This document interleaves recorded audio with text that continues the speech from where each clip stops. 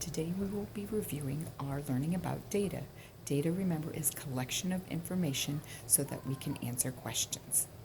Some of you were having difficulty the other day on of knowing when to add and when to subtract with our data questions. So I made a chart for us to look at to help us with that.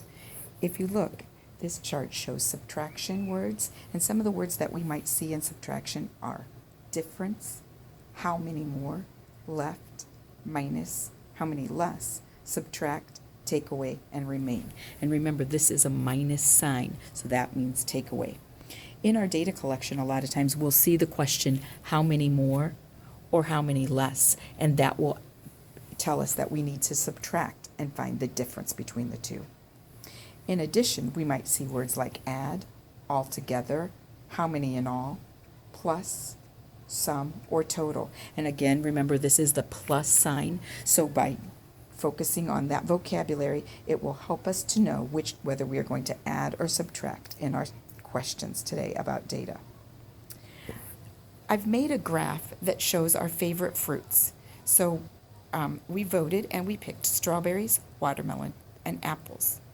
Now we're going to place our information on our graph to help us collect data. If you watch, just like last week, just like the other day, we will be placing our pieces just like we did in measuring, one at a time, and we want to make sure that there's no gaps between our data. So I picked strawberries. Strawberries are my favorite fruit. Who picked watermelon?